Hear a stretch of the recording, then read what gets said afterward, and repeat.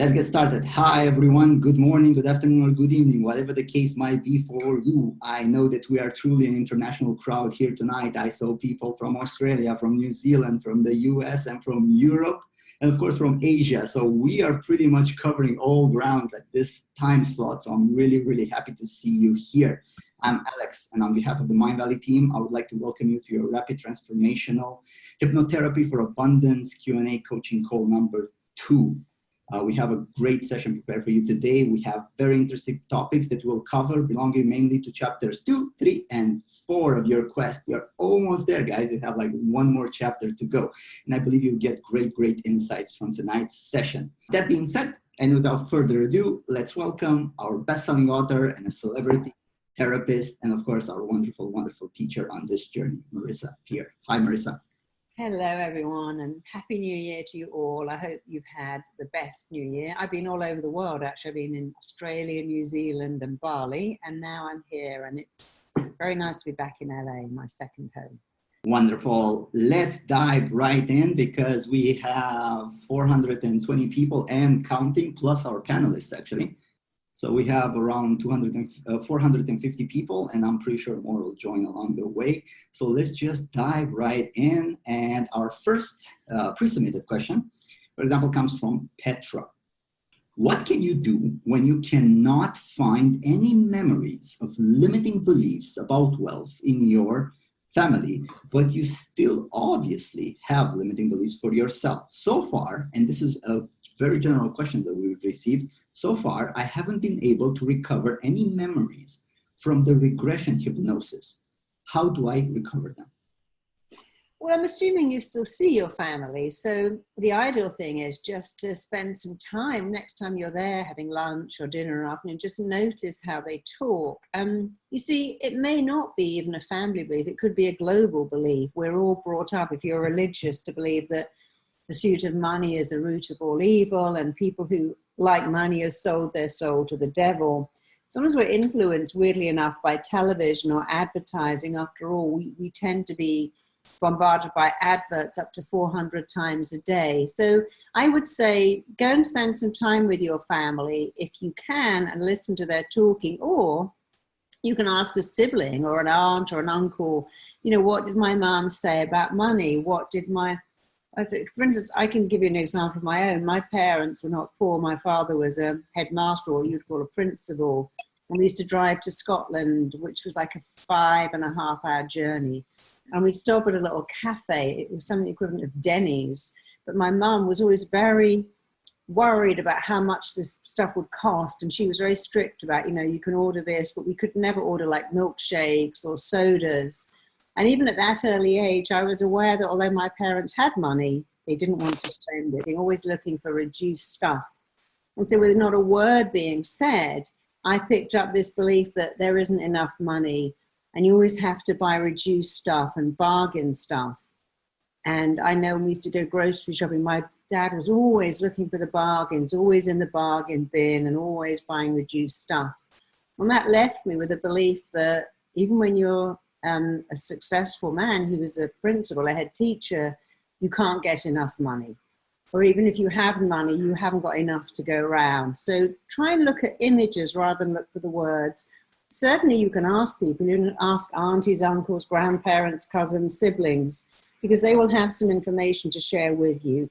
But don't stress about it too much. Even if you never found the limiting beliefs ever, it wouldn't stop you installing brand new ones. There's enough to go around. I'm attracting wealth. I'm monetizing my gifts. I'm on the planet with something to offer of immense value. When I share it with the world will share the value back to me. So even if you never found out what they were, it wouldn't stop you doing the second part. This is what I call investigate, interrupt, and install. We're investigating the old limiting beliefs. We are interrupting them massively and then installing new ones. But you can actually go straight to installation. You can install new phenomenal beliefs. We know that works. I know because when people will buy, for instance, one of my downloads, maybe the perfect exam success, I go, wow, my kid was on the floor with stress about these exams. I gave her your audio and she went to school and she aced her German exam and went, Mum, that recording changed everything. And there was no going back to recover old beliefs. There was no investigation or interruption. It was just pure installation, and the installation worked regardless. So I hope that answers your question. Next one, please. How do you get past a limiting belief that has matured over time and continues to follow you? The limiting belief, for example, I am not smart enough, continues to mature and continues to grow into my psyche. Unawareness of the root cause of issues doesn't seem to make them disappear as suggested in the training. How do I overcome this? So what I would suggest, Paul, is ask yourself a different question. Who gave you that belief and what did they know? You know, I was told I wasn't smart. My daughter's teacher told her not to apply to a good art school because she'd never get in, and she's now a really successful artist. But I was going to be a nanny when I left school because I was told I wasn't smart. So look back, was it a teacher? I mean, my dad was a teacher, a lovely teacher, but some teachers do terrible damage saying to kids, well, you'll never amount to much, or never apply for that job, you won't get it, or you're just not cut out to do maths. Maybe it was a grandparent or a parent. Often people tell us stuff. Oh, you're just like me. I could never do math. You're just like me. I was useless at spelling. You're just like me. I could never get to grips with science. I didn't understand it. You're just like me. I could never finish a book. And we hear this stuff and it's not yours. It's someone else's belief that you've picked up. And it's like you're carrying a bag, if you like, a huge tote bag, a huge suitcase full of these beliefs that don't belong to you. So question the belief. Who gave me that belief? And what did they know anyway? Where did that belief come from? It's a generational thing. Your parents' beliefs and your grandparents' beliefs. Children should be seen and not heard. Look at her, mutton dressed as lamb. These are beliefs that don't apply anymore. The belief that doctors were gods and we must never challenge them, that teachers knew everything. We no longer believe these beliefs. So you believe a belief until you challenge it. Why do you think in religion you are never allowed to ask the priest, the rabbi, or the imam? You don't challenge them. They say something and they're second to God. So we used to believe that you don't challenge a belief. When you challenge a belief, when you question a belief, you already don't believe it. I saw that with my little girl who'd say, Mummy, how does Father Christmas get all around the world? How does he get down the chimney? The chimney's that big and he's that big. How come he had a white beard on top of a brown beard? And I knew that as she asked those questions, she was beginning to not believe in Father Christmas. When you question a belief, you're starting to doubt it. Question where those beliefs came from and decide, wherever they came from, I will no longer believe them. I'm challenging them, I'm changing them, I'm interrupting them, I'm installing new ones. Your beliefs are yours to change, and your beliefs are yours to get rid of and install better ones anytime you like. Start now. Hope that helps. And next question, please. Next one from Viola with a W. I've noticed many people, including me, worry to not be better than others. How can we start believing that there is enough for everyone and that if we have more, we don't necessarily need to be worried that others have less? Or on the same note, how can I be happy when I know others are sad? Beautiful name, Viola, and a very, very relevant question. Actually, in the world, there is enough to go around. There is more than enough for everyone. It's very unevenly distributed. But every time somebody makes it, like for instance, Tony Robbins, Oprah Winfrey, they both become multi-millionaires. But in making that money, they also share it. They don't just hoard it to themselves, and they're putting money back into the economy. So you need to, first of all, remind yourself there's enough to go around. If you want to, you can Google some statistics. How much wealth is there in the world? How many people are there in the world? Is there enough to go around? There's enough money. And in fact, there's enough food for everyone too, but we waste so much. There's the haves and the have-nots. But the world is changing. Just the fact that, for instance, I have a friend, a dear friend, who puts computers into Africa. They're fixed, and children can come from all over tribes and educate themselves on computers. And what's happening now is people in India who didn't have an education, or Africa, are learning. And we have in England some of the most successful fashion labels now from Indian people like Boohoo, who started that up, and they didn't have a university education. So there is enough to go around, and you having more does not mean someone else having less. You would never go, look at that Tony Robbins, he's got all that money and he's taking it away from other people, because in fact him having more helps because he's always educating people, helping people. I do the same thing. We have more money, and then we're able to create more programs and give stuff away. So you need to really make your peace with the fact that if you have more, it does not mean someone has less. For instance, we have a very successful company. We employ lots of people. We employ all kinds of different staff, and more people are employed and making money because we're making money. So if you could just sit down, Viola, and work out who would benefit from you having money, from the staff you might employ to the computer you might buy for a niece or nephew, to the fact that you might donate money to a school. If anybody will benefit from you having more money, then you've already addressed that balance. If I have more, somebody else will have less. Because you can't help people all over the world who have less by having less yourself. That's a rationale that doesn't work. The world has less, so I should have less. Now I feel better. The world has less, but if I have more, I can help other people have more. And that's the only way you're going to come to terms with it. Work out who will benefit, how they will benefit from you having more. And if that's just one person, you've already helped one person. If one person's life on the planet is easy because of you, then your life has meaning and purpose. Make your wealth, create your wealth, share it, benefit others in the same way that we have programs that generate wealth. And we also have anti-bullying programs that we give away for free into schools. We put in programs into the juvenile detention system, all free, because our wealth is helping and benefiting people on a massive scale. And I'm completely at peace with that. And you can be too. And thanks for that great question. Just as an extra idea to this answer, if you go and you check this website called givingpledge.org, it's an initiative launched by Bill and Melinda Gates, which they pledge at the end of their lives to give at least half of their wealth to charities and different organizations. And of course, a lot of other people, rich people, have joined this pledge. So Bill Gates, at the time of this taping, is the second richest man in the world. And the third richest man in the world, Warren Buffett, is also has signed that pledge. So a lot of people, after they make and accumulate wealth, also they're giving back. Yeah, even Madonna, even if you don't like Madonna, you know, she's built a school in Malawi. People say it's awful that she's taken those 4 children, but she's given them a life. But in having those 4 children of her own that she adopted, every child in Malawi that can go to her school will benefit. There are many, many immensely rich people. Look at Angelina Jolie, who do a lot of good with their work. You don't have to like them. But Angelina Jolie is a great humanitarian. I'm trying to think of the other, Shakira. She does great work. And the girl who's married to Michael Bublé, she's rescuing dogs in her, I think it's her home country, Venezuela. There are a lot of people with wealth who really put that wealth to good use. Just because you don't hear about it, it doesn't mean they're not doing it. Often they are doing amazing stuff.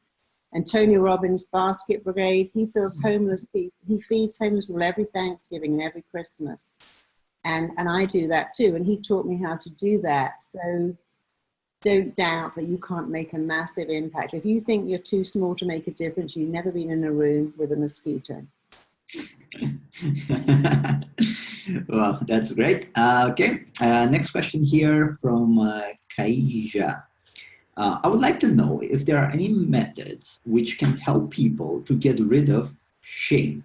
For example, the shame of my family, the shame of social class, shame of my sexuality, etc., etc.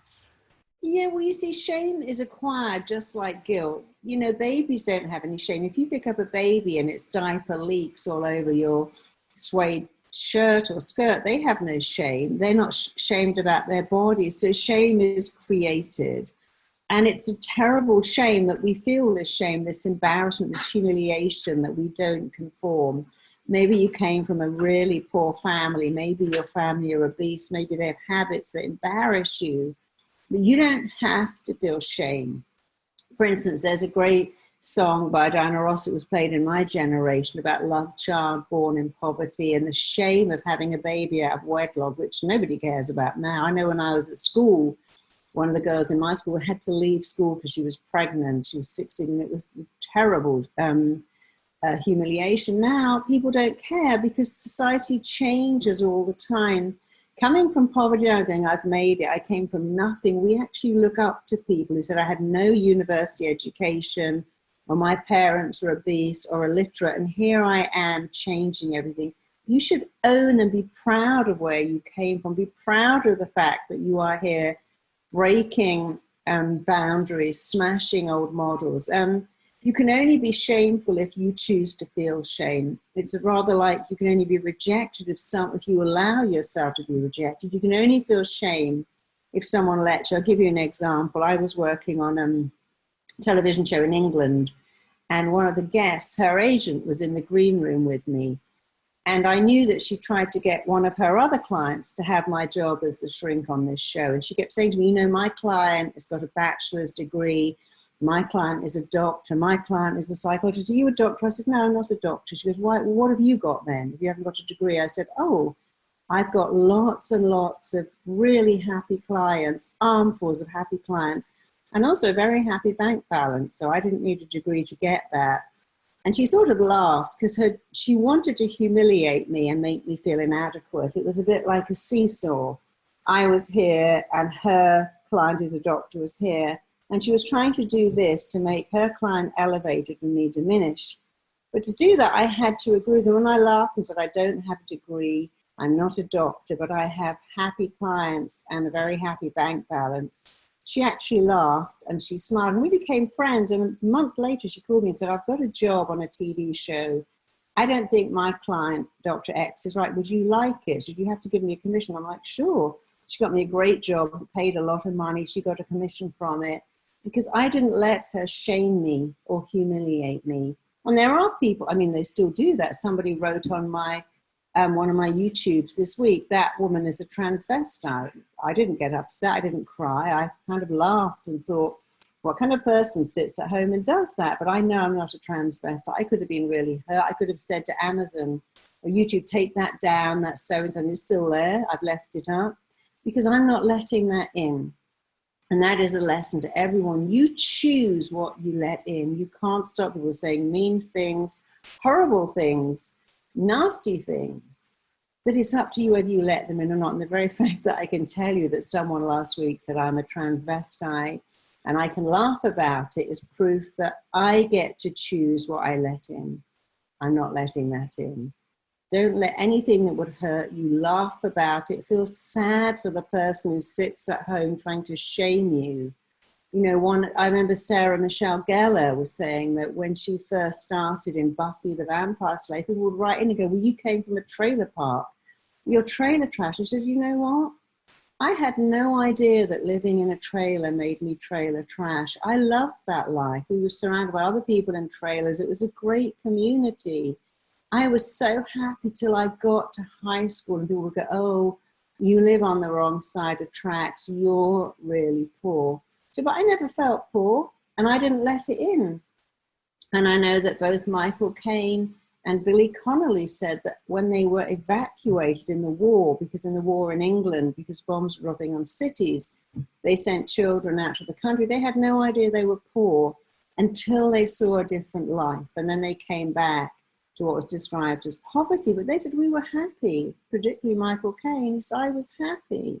Billy, maybe not so much because he had an abusive life, but it's your choice whether to feel shameful or proud of where you come from. Be proud, own it. I came from nothing and I'm a self-made person and I'm proud of that because every time I show what I've done, I give other people permission to do the same thing. Coming from money and having advantages in life doesn't make you a shining example. Angelina Jolie said, out of all my children, I have to say, the ones I adopted, I feel they've been through so much. I have so much admiration from them. My natural kids, not so much. They've had an easy life. Be proud of where you've come from. Never apologize. Never explain. Own it and be proud, and other people will follow your lead. I hope that answers your question. Next one, please. Wonderful. We have now a two-part question. They're basically similar sides of the same coin, but one is about the fear of failure and the other one is about the fear of success and how to deal and let go of them. So the first one, how do we deal with the fear of failure? And an example of a question is, I have big dreams. I know they are attainable, but I often feel like I'm not ready. I'm not experienced enough. No one will want what I have to offer because they'll see that I am not really qualified for this. What do I do? Well, fear of failure will hold you back. You have to understand that every failure you encounter will take you to where you want to be. So many people who wrote books like J.K. Rowling, who wrote Harry Potter, was rejected and rejected and rejected, but she kept going. The definition of success is not never failing. It's how quickly you get back up again. You will fall down, you get back up, you get a rejection, you keep going. That is the definition of a successful person. It isn't that they don't have failure, it's that they don't allow it to stop them. Doors get shut in their face, they reopen them. They get no's, they keep going. If you look at One Direction, the X Factor, One Direction didn't come first and they didn't come second. They came third. Do you think they went away and went, we didn't win, we didn't even come second, it's all over for us? And there was a very good expression on X Factor. I mean, it was winner takes it all. And that's not true, because they financially are the most successful boy band in the entire world. They are worth more financially than the Beatles and the Stones and U2. But they didn't win. It's not about winning. Eminem, when he was rapping, he wanted to win this contest. He thought it would change his life. He didn't win. But in the audience was, I'm not sure if it was Jay-Z, it's someone who saw him, and he's now bigger than the winner. No one even remembers who the winner is. So the belief that failing is so awful that we have to hide under a rock and think, oh my God, I'm a failure. You're only a failure if you allow yourself to feel a failure. Everything you fail at will allow you to learn something. Don't worry about failing. Get back up, keep going. You all know that classic KFC story about Colonel Saunders having 102 rejections, maybe it was even more than that, before he got to sell the only thing he owned in his life, a recipe for chicken, and the rest is history. Everyone you see in history who's made it has made a mistake. And Napoleon said, a man who never made a mistake never made anything. Learn from your mistakes. John Lennon was told, you're on the road to nowhere. So many people who've made it were told, you'll never make it, you're not qualified, you're not good enough. Meryl Streep was told she was not attractive enough to be an actress. Whoopi Goldberg was told she couldn't make it. Danny DeVito too. And they are laughing all the way to the bank because they didn't let it in. You don't have to do that either. I hope that answers the first part of the question. What's the second part? The second part, let's see here. The second part is about the fear of success. How do I deal with the fear of success? For example, how do you get over the fear of getting used to an amazing, rich life and then being scared it will be taken away from you? Or how can I allow myself to be rich while enduring that people still will like me for who I am, and not just for my money? Well, the fear of success is really a fear of rejection. That's why 70% of lottery winners become bankrupt within 3 years, which is an extraordinary statistic. So when you fear success, what you're actually fearing is change. Remember, we are tribal people. In tribal people, the same old made us feel safe. We didn't like change. In fact, we are wired to recreate what is familiar while resisting what is unfamiliar. And so if you've never had money and you get a lot of money, if you've never had fame and it comes to you very quickly, you are often wired to reject it, to resist it, and to get rid of it. It's what I call the self-destructiveness of talent. But here's another thing. we may be wired to resist what is unfamiliar, including praise and wealth and love. Yes, even love. But the second thing is that you can make anything familiar really quickly. So if you're scared of success and you say things like, if I'm rich, I won't know who my friends are. If I'm rich, my kid could get kidnapped. My house could get broken into. Yes, there's lots of things that can happen when you're rich.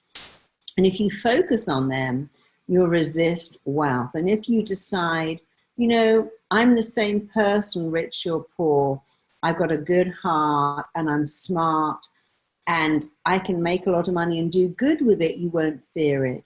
And also, yes, you can make it, lose it. Even Donald Trump lost all his money. Many, many successful people have made it, lost it, made it, lost it. But remember, when you make it, you have a blueprint for making it. And many successful people who lose it come right back and make it again in the same way that people who have a beautiful, loving relationship and their partner dies, like Paul McCartney, will find another one very quick because they have a blueprint for love, a blueprint for wealth. So please don't fear success.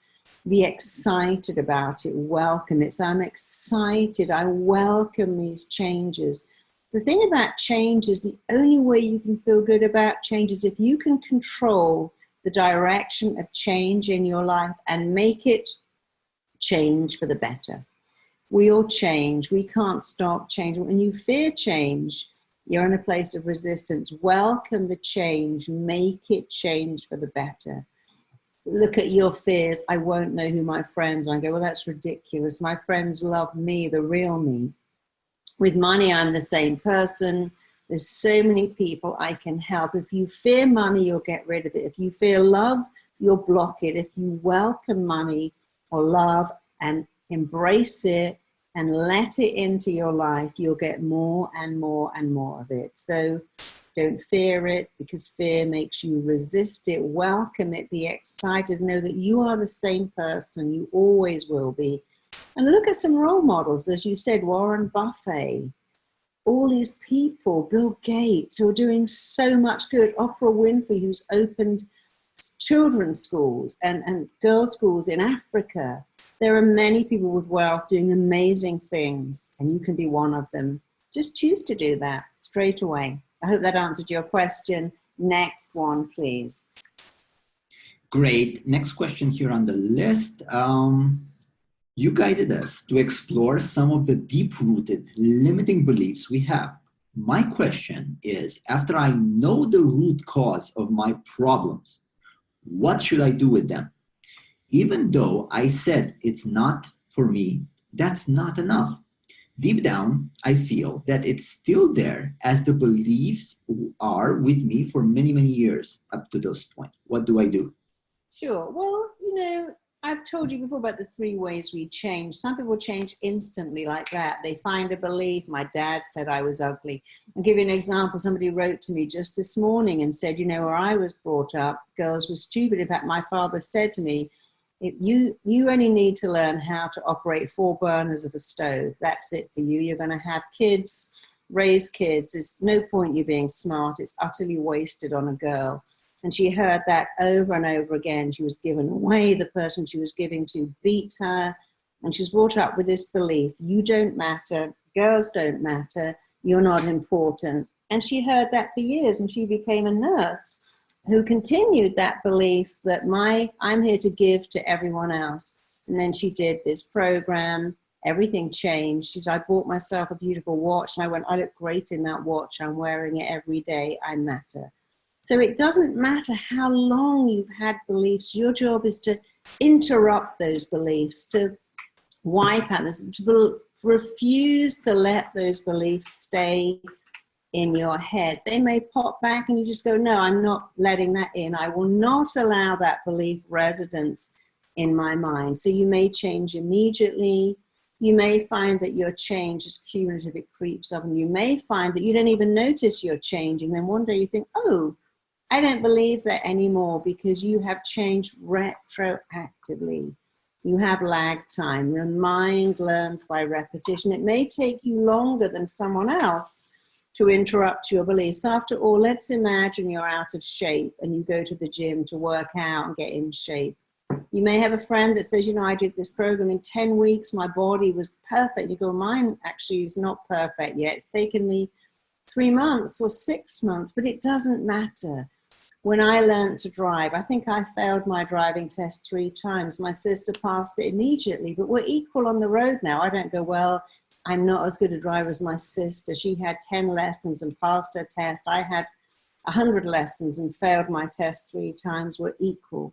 Because it doesn't matter how long it takes you to change. It only matters that you change. Doesn't matter how long it takes you to climb a mountain. When you get to the top, you got the same view as everyone else. The view is the same for everyone. Keep telling yourself this is working, it's going in, it's changing me from the inside out, and refuse to let those negative beliefs live in your mind. Don't give them room. Every time you think them, just go, that's an old belief. I'm not giving that house room. That's an old thought. I don't believe it. Keep interrupting those thoughts. If you interrupt them enough, they'll go away. I hope that helps. Next question, please. Wonderful. Next question comes from Ruben. And I saw it also several times repeated. So this is a mix on Ruben's question, a remix. How to deal with procrastination and or the fear to take action. I absolutely believe I can have and know what I want, but I don't know how to or what to take action on. I don't have a definite passion for any single cause or project, which I believe this also causes a form of procrastination. So the fear of procrastination or the habit of procrastinating, what are you going to do about it?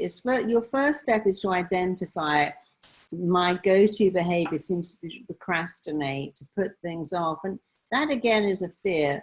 Let's imagine you're writing a book or writing a speech and you keep putting it off. If you put it off and never finish it, it can't be rejected. So what lies beneath so many behaviors is the fear of what if it's not good enough? What if I'm not good enough? But you are good enough. So every time you're procrastinating, I want you to stop calling it procrastination and call it what it is. This is fear of rejection. Fear of rejection is stopping me taking action. But you know what? I'm not going to be stopped. I'm taking action. So call it fear of rejection, which holds you back, and challenge it and shatter and smash it. And if you're not sure where you should be going in your life, again, go back and look at what you love to do between the age of 7 and 14 or thereabouts. What you love to do at those key ages is absolutely a key to your areas of excellence. What you are meant to do lies directly behind and is connected to what you love to do between those ages. And so I have no idea, but it doesn't matter. You'll find it if you look for what we focus on, we get more of. And thirdly, remember that people who succeed do what they hate first. Yesterday, I took a 25-hour flight from Bali. I got to LA really late. I kind of went to sleep. I woke up in the morning and I had to actually answer some questions for an article that was going to press that day. And I thought, I really want to make some coffee, have a bath, but I needed to do that first. I thought, no, do it first. I didn't have coffee, didn't have a bath. I just sat up in bed and I dictated the answers into my phone, and then I got them typed up. And I felt good all day because I did it first. So I could have procrastinated and said, oh, well, I need another day, or I'll do it later, I'll rush through it. I have to make myself do what I don't want to do first. But it is the mark of a successful person. Go to the gym first. Make the calls you don't want to do first. And then kind of praise yourself and celebrate yourself and reward yourself for what you've done. And you will smash procrastination out of your life forever. But you must recognize it, that it's nothing more than the fear of rejection. And no one can reject you without your consent. And you're never giving anyone permission to reject you. You can't be rejected. And now you don't even need to procrastinate. I hope that helped. Next question, please. Yes, great. Next question comes from Gisela. How do you develop discipline and a great work ethic in order to do the things you need to do in order to achieve the success that we want in our lives. I feel like it's very easy to start to do something like listening to the audios and watching the video lessons, but hard to keep it up every day without skipping. Yeah, Giselle, that is a great question. How do you develop discipline? Well, the thing is, your mind does what it thinks you want it to do. So yesterday, again, I had jet lag. I just come back from Bali and I went to the gym and I didn't love it because I was tired, but I kept saying my body loves it. My legs love these lunges. My stomach loves these crunches. My arms love these press-ups. It wasn't actually true, but I noticed when I say it, I love doing this, I love doing this, I love doing this, I can completely trick my mind to believing I want it. So the way to develop success and to keep going is you have to really lie to your mind. I call it lie, cheat, and steal. Lie to your mind, cheat fear, steal back the confidence you were born with. Lie to your mind, cheat procrastination, steal back the habits of success that are your birthright by saying, I want this, I've chosen this, and I like it. If you repeat those words, I want it, like it, have chosen it, you will move towards success like filings move towards a magnet. And that is absolutely my advice to you, and I can only promise you it works. How do I stay positive and keep applying what I'm learning here when it's over? And most importantly, how do we apply this during challenging times or situations? For example, last week at work, someone blamed me for something I was not responsible for, and I'm still feeling down about that situation. So how do we apply this material during challenging times? Okay, so there's something called neuroplasticity, and it means that every time you think a thought, you create neurons, and those neurons become like superhighways. So when you are changing things, you're actually coding stuff into your mind. If you think about your mind, here you are, the program is coding, rewiring, and refiring new neurons. And once those neurons are established, and it only takes about 10 to 21 days to start to create new neurons that are positive while diminishing and eliminating the old ones. Once they're established, all you have to do is repeat certain things a few times a week to keep it going. So let's imagine the program's finished. You don't have to listen to audios every day, but you might think, no, once a week I'm going to listen to one audio. So that means every month I'll listen to 4, and the next month the other 4. So every 2 months I'm keeping those audios going. The most important thing to keep going is how you dialogue with yourself. You never say, I'm an idiot, I'm a moron, I'm a loser. You go, well, I made a mistake and I learned something. I messed up a little bit there, but I'm human and I learned something. Do not criticize yourself for doing something wrong. Notice all the good things you're doing. It does take momentum. It's a bit like if you go to the gym. If you go to the gym and get a six-pack and work hard for that, the six-pack won't go away as long as you maintain it. You may have to do, one of my clients was doing 600 crunches a day, but she was a movie star to get this six-pack. And when she got it, she only had to do 100 crunches 3 times a week to maintain it. And that's the same with everything. Once you've built something, it doesn't go away because you built foundations. All you have to do is a little bit of maintenance. And as long as you do maintenance, you'll keep the benefits forever. So please don't worry that it will ever wear off. It doesn't wear off. You're installing software, new hardware into your mind. And if you can maintain it with just a little bit of work, a little bit of attention, and it won't go away. Not only will it not wear off, the negative stuff won't come back. It's hard when you get accused of something you didn't do. For instance, somebody accused me this week, and they said, your book is a complete ripoff of Louise Hay. You've practically repeated everything she said. And I know that isn't true.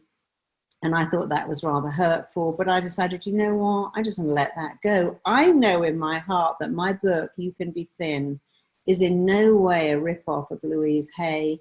I spent 30 years understanding the psychology of overeating before I wrote that book. But I wouldn't give that person permission to hurt me. I thought they didn't know what they were talking about. And people have said that to me a lot. You're stealing someone else's work. You're ripping off Tony Robbins. He is a dear friend of mine. I would never rip him off, and my work is not like his, and his work is not like mine. I get to choose whether to let that in. I get it that that hurt you, but you know in your heart you didn't do what you were accused of.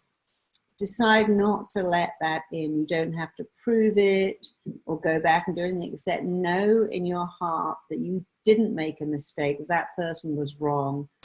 Don't let it in. Not letting in other people's negativity and criticisms would change your life, and you do get to choose that. Don't let it in. I hope that helps. Next question, please. Wonderful. Let's look here on the list, more upvoted questions from Diana.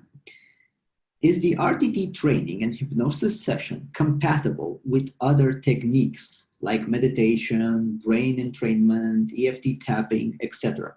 And if yes, how do you integrate them into your day? What is your suggestion?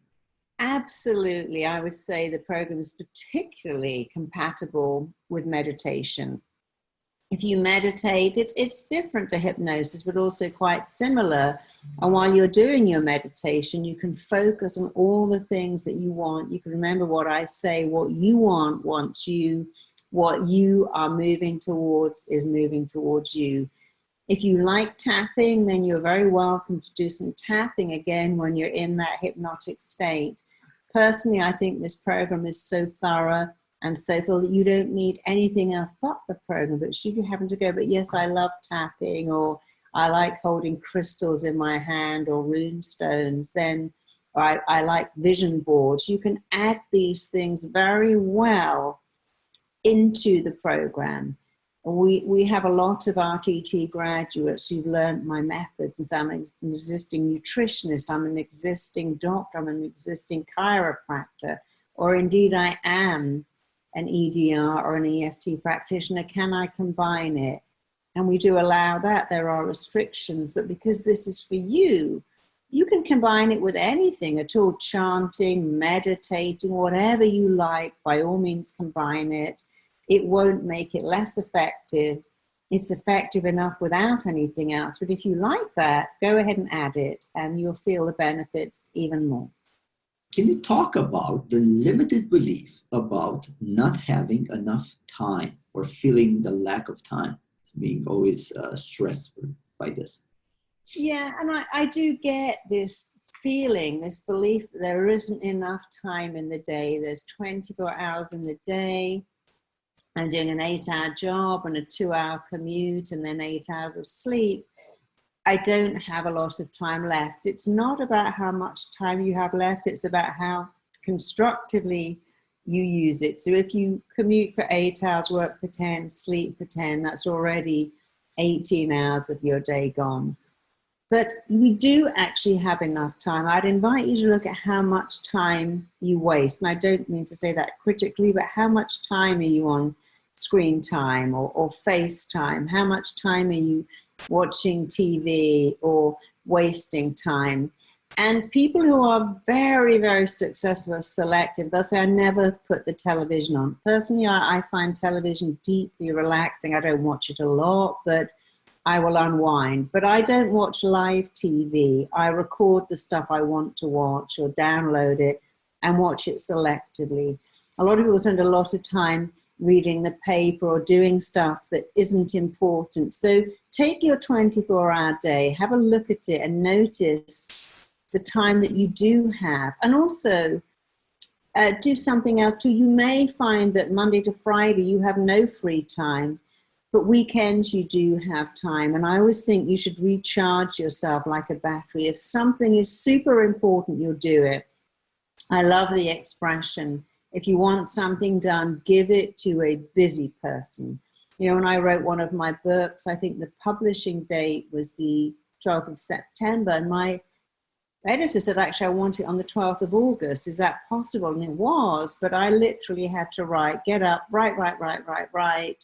I didn't leave the house. I just wrote, slept. I didn't watch a single TV show. I didn't read a paper. I was living on bananas and smoothies because I didn't have time to do anything, but I did that. I got it finished. It didn't cost me anything, didn't even cost me my health, and I was very proud. I didn't even wash my hair much while I was doing that. And it was actually a book about health, and I remember having to deliver it when you delivered manuscripts by hand. They said, "Oh, do come up to the office." I went, "Are you kidding?" The state of me, I hadn't washed my hair, I had on old sweatpants, I literally dropped it off, got back in my car, went home, had a lovely bath, and then I started to watch all the things that I'd stacked up on my, you call it Stevie, we call it Sky. But you can do anything if it's important. You just have to prioritize, and you'll find you do it and you'll enjoy it. It's like if going to the gym is important or working out, you'll fit that into a busy day. But you must prioritize, spend less time doing stuff that doesn't matter. Do what you don't want to do first so it's out of the way, and put your timing into a week rather than into the day, and do the other stuff at weekends. I hope that helps. Next question, please. Great. Next question here, also highly upvoted question from Petra. What if you cannot remember anything you loved during the ages of 7 to 14? What do you do in this case? It's very common to not remember what you loved between the age of 7 and 14. Ask someone. If you're in contact with your family, ask grandparents, ask parents, ask siblings, ask cousins. Like my grandmother would say to me, you were always writing little stories. When you were a kid, you were always writing and illustrating stories. And interesting that here I am, a writer. But if you don't know, just ask people. There'll be people in your life that know. Or maybe get the family photo album out and have a look, because you may notice yourself in pictures being engrossed by certain things. But please don't worry about it, even if you never get to answer that question. Still focus on what you love now. What do you love now? What makes your heart sing? I'll give you an example. A couple of years ago, I was getting a cold and I'd been traveling and I was kind of tired and I had to go and give a talk for Ernst & Young. And all the way there, I was keeping that cold at bay, keeping it at bay, commanding my mind to keep it at bay because I didn't want to go on stage snuffling. I went on stage, I gave that talk, I was on fire. I came off thinking, oh, I feel so good. Next day, I had to see a client and I noticed something different. Much as I love working with clients, I noticed it took my energy. I thought, isn't that interesting? Giving that talk gave me energy. Working one-on-one took my energy, but I've been working one-on-one for 30 years. And in that moment, I knew that what I was meant to do was speak, be on stage and teach people rather than do it one-on-one because of the energy it gave me. And that is my advice to all of you. Look at the energy you get when you do something. If you love it, it will give you energy. If you don't like it, it will take your energy. And that's how you find out what you're meant to do. When you're doing it, you love it. It makes your heart sing. People who are nurses will say it's a calling. I didn't choose it, it chose me. That's how to find out. How do you feel when you do it? If you love it and it gives you energy, it's got your name all over it. I really hope that helps. Next question, please. How do you break habits of comparing yourself to others? For example, if you have limiting beliefs of unworthiness and you are rejected how do you break habits of comparing yourself to those that seem to have it all? It's always easy to look at those who have it all, but you have no idea what's going on inside. I mean, I would have looked at Heath Ledger, the most beautiful, talented actor, and who would have thought that he would have killed himself? I would have looked at George Michael, the most talented, beautiful singer, and who would have thought that he was living a life of abject misery? I actually knew that he was. But we look at people, Whitney Houston, and think, look at that voice of an angel, body of a goddess. And that girl just has everything. She was a model. She was a singer. She had wealth beyond your wildest dreams, but she was not a happy person. And often people who appear to have it all don't have it all. My neighbors always say to me, why do all these supermodels and movie stars come to your door? I mean, look at them turning up in a limo, looking like they've been dressed head to foot in Gucci. They look perfect, and yet They're not perfect. Their marriages go wrong, things happen. You have no idea what's really going on inside of someone else's life. Focus on your life. Choose to be happy. Just choose to love your life, to be happy, to celebrate the simple things. Every day, wake up and go to gratitude. It's the highest energy level.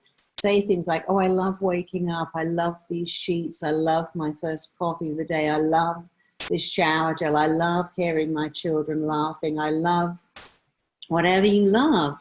And do not compare yourself. You're unique. There's no one else on the planet like you, and indeed there never will be again. You're here for a reason. You've got something valuable to offer the world. If you know that and remind yourself that I am here with something unique to offer the world. I can't compare myself to other people because what they're offering the world is not what I am offering the world. If you know you've got something to offer, you'll stop comparing yourself because we're all unique and that's all you can do. And I know that works. You know, I train people to teach my method, our TT. A lot of people in my course go, but Marissa, I can never do what you do. I can't be like you. I'm like, well, I've been doing it for 33 years. You've been doing it for a few months. And yet so many of them go off and go, wow, I've done amazing stuff. I've got great results. I'm changing someone's life. I may not be exactly like you, but I'm getting your results. And that's because my method is something you can replicate. But I don't ask anyone I'm teaching to be me. I give them my technique and they do it their way. And they get amazing results, outstanding results. Everybody's as good as the ones I get, but they're not me. And the teachers that taught me, I'm not them. You can only be yourself. Own it. Be proud of it. I really hope that helps you. Next question, please. I see it's a common question in the chat, and also I know for a fact it's also one of the most common questions we get in general. This one is from Melanie, and she says, what is your best strategy to deal with draining individuals, those who, and especially those who cannot be completely avoided at the moment because they are family members or co-workers, or those who are thieves of joy, how she calls it? How do you how do you deal with that? Yeah, I call them emotional vampires. Again, there are people who give you energy and people who take your energy, people you feel so enlightened and lifted when you're around, and people who you're around who think, oh my God, I feel like they've just sucked all the energy out of me. So when you're with people, notice which type. These people giving you energy or taking your energy. Yes, some of them are family members and you're around them, but let's imagine you're around a family member who's critical and difficult and diminishing, and you have to see them. You still get to choose whether to let that in or not. And I have family members that I love and adore because they give me so much. And I have others who are super negative and really quite difficult, but I can be around them now because I don't let it in. You get to choose what to let in or not let in. And every time you're going to see your family, here's a good thing to ask yourself. I'm going to see my mum today or have lunch with my dad, or it's Christmas or Easter and I'm going to a family event and my aunt who's Miss Critical is going to be there. What do I want? Why am I going to visit my mum? I'm going to visit my mum because it makes her day. And she's not easy and she's negative and critical, but I'm not going to let that in. I'm just going to not let that in. And when you choose to not let it in, it changes your entire life. I know that to be true because I had a client who said, oh my God, I'm so glad I did your program. I did your program. And I went to visit my mother, and my mother is so negative. And as I left, he said to me, I hope you get cancer and die. And he said, you know what, Mum, even for you, that's a bit hardcore, but I'm not letting that in. This is not about me, it's about you. He said, honestly, I would have been on the floor with pain if I hadn't got your program. But instead, I just felt deep compassion and sadness for someone who could say that to her son, but I knew she was jealous and bitter, and I knew she didn't mean it, and I didn't even let it in, and I got on with my day. And you know what? It didn't even hurt me. So you have to choose, can this hurt me? Can I let it go over my head? You can't live a life without critical people. They're there, but you can live a life without letting it in. And it's so important. And, you know, I was reading in the Daily Mail yesterday that 1/3 of people hate their jobs, and are victims of criticism and office bullying. And that's such a shame. I believe that when you do what you hate, you really pay a price. I feel blessed because I do what I love. I love what I do. I've taught 2,000 people to do what they love and to love what they do. But if you really hate your job or hate your life or have a relative that really hurts you, try and keep distance from them. And if you can't do that, at least don't let it in. You know, my daughter had a teacher who was critical, and I had to see her every week, and I didn't let it in. And one day she was talking to me about how all the kids were so average and she couldn't get any results. I said, you know what?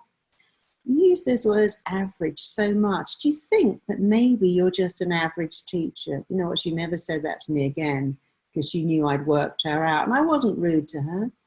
She just kept telling me my daughter was average, and I knew she wasn't. And I said, oh, I think it's your teaching that's average. She had Japanese kids in that class that were trilingual, and she called them average too. You can call someone out in a nice way, but don't let it in. I really hope these questions help you. And remember, it's New Year. And if you want a new resolution, here's one that will never fail you.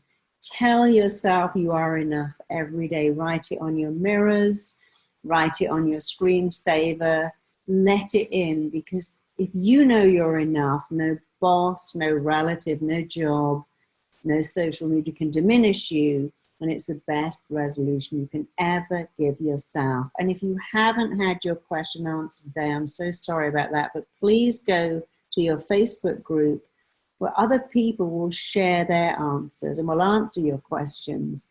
And there's always someone there to listen to you, to support you, and to help you.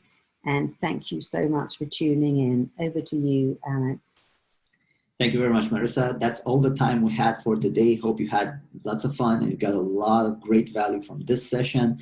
So we like to thank Marissa for her time, for her great insights, her knowledge, her experience, and for everything she brought for us in this session. All that is left to say is that, as always, we are so grateful to have you as part of our Mindvalley community. I wish you the best of luck in 2019 as you continue to build towards your ideal, abundant life. And I wish that all of your desires will come true for this year and many more years to come. Thank you for your questions, for your comments, for your engagement, for your participation, for showing up, and for playing full out. And until I see you in some of our other courses, I wish you an extraordinary life filled with lots of laughter and lots of learnings, and of course, lots and lots of love. Take care, everyone. Bye-bye.